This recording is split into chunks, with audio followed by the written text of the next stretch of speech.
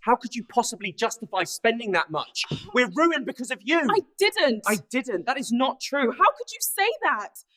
Stop the music. Cut the cake. Someone call the planner right now because this wedding is done. The bride's voice tore through the rehearsal hall like a blade. Guests turned, stunned, watching her stand there in a simple white practice dress. Face calm but eyes burning. Her fiancé froze beside the sample altar, Tuck's jacket still on his shoulders, smile slipping off his mouth. He had just called her luxury home, our house, and her car. Our car, as if her name had never been on the deeds at all. In one sentence, he revealed the truth he had been hiding for 2 years. And she decided right there, in front of everyone, that she would not marry a man who saw her life as a prize. Ava Sinclair had built her world brick by brick. 32, black, sharp-eyed, and quietly elegant in a way that didn't ask permission. She owned a modern glass home on the hill, a sleek black car, a growing real estate business that started with one duplex she bought at 24.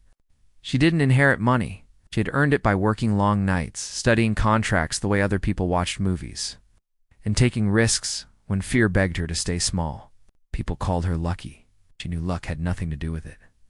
Her childhood smelled like cheap laundry soap and struggle. Her mother worked hospital shifts, her hands rough from gloves and cleaning wipes.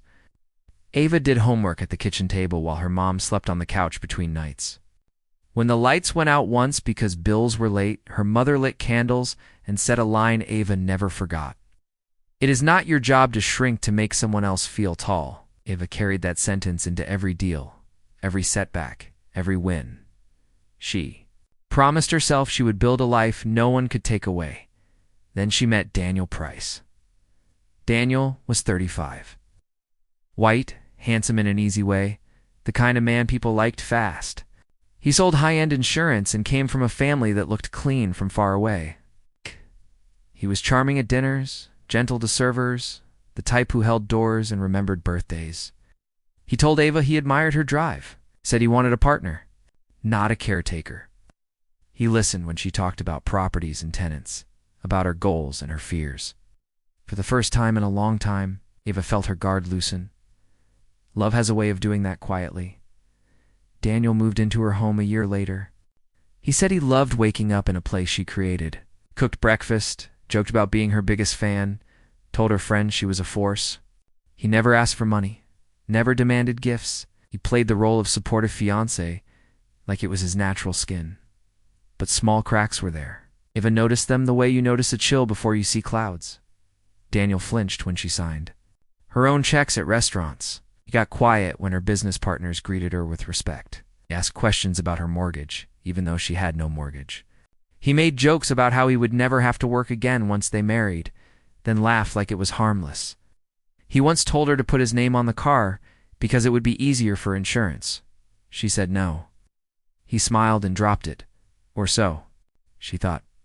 The real shift happened 3 weeks before the wedding. Ava was in her office reviewing closing papers when her attorney called with a strange note. A request had been filed to transfer partial ownership of her home into a marital trust pre-signed with Ava's name. The signature was close, but not hers. The request came from a lawyer she didn't know. With Daniel listed as a co-signer, Ava felt her stomach go cold. At first she thought it was a mistake, a clerical mix-up, something that could be cleared with a phone call. But when her attorney sent the document over, Ava saw more than a mistake. She saw intention. The dates were planned for right after the wedding. The trust language was designed to make Daniel the controlling party if anything happened to her. The car transfer was in the same packet, so was a clause tying her business. Portfolio into joint. Marital assets without her consent. It wasn't just preparation. It was theft, dressed as. Partnership Ava didn't confront Daniel right away. She needed to see how deep the lie went. She went home that night and watched him like she was studying a market. Calm on the outside, wide awake inside. She asked casually about their financial plan after marriage. Daniel brightened, too eager, talking about how they would merge everything, how it would be theirs, how he would handle the big decisions, since he had a more corporate mind. He said it like a compliment. Ava felt the air thicken. She asked if he had spoken to any lawyers about their assets. Daniel hesitated for half a breath, then smiled and said no, not yet. He reached for her hand. She let him hold it, feeling the weight of his lie in her palm like something dead. Over the next days, she found more.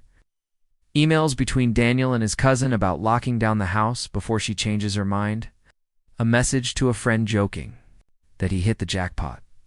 A draft prenup he wrote himself that would leave her with nothing but him with everything if they divorced after 5 years.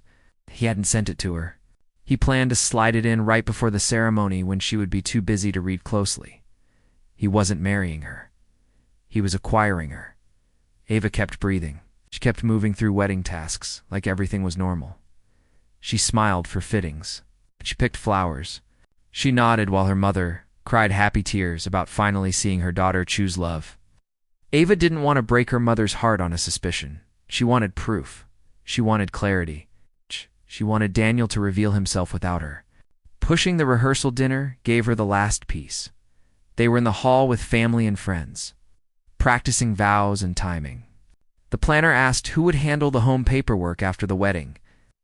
Daniel laughed and said, "We'll sort it out once I'm officially owner too." He said it loudly, jokingly, like it was already decided, and he added that Ava had done great. Building wealth, but now it was time for them to build his legacy together. The room went still.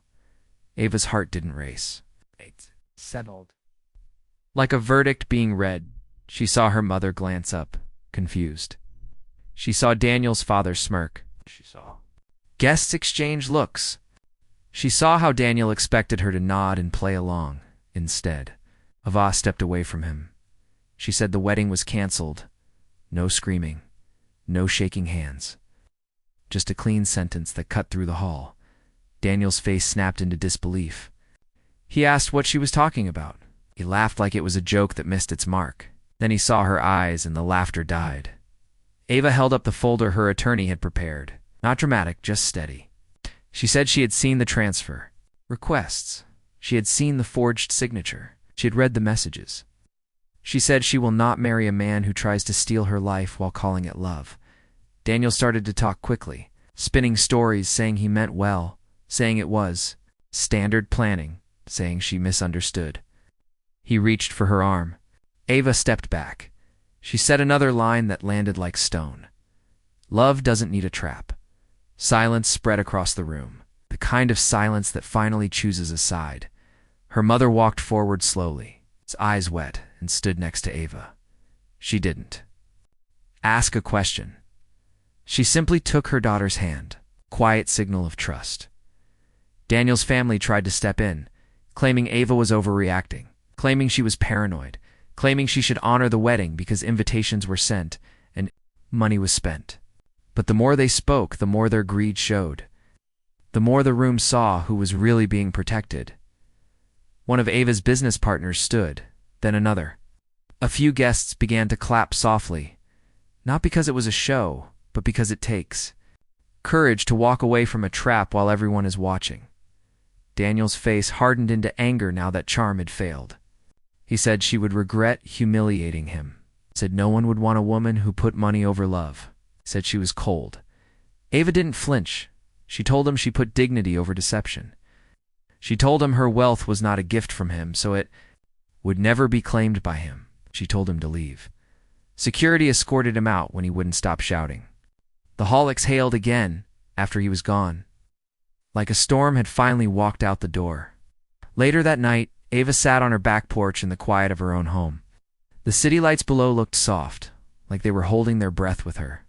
Her wedding dress hung in a garment bag in the hallway. The future she had planned was gone, but something else was here. Freedom. Her mother sat beside her, leaning into her shoulder. She said she was proud of her. She said a canceled wedding is painful, but a stolen life is worse. Ava cried then, not because she missed Daniel, but because she was mourning the version of love she had wanted to believe in. Mourning is honest. It doesn't mean you chose wrong. In the weeks that followed, Ava sold nothing. She lost nothing. She gained clarity. She filed fraud charges, locked down her assets, and cut every legal tie Daniel tried to weave around her. She focused on her business, expanded her portfolio, and took a long, quiet breath in a life that was hers again. Sometimes the most loving thing you can do is walk away from someone who only loves what you own. If this story hit you, comment where you're watching from and tell us what you think real love should look like. And if you want more stories about quiet strength and hard choices that save a future, subscribe and stay with us.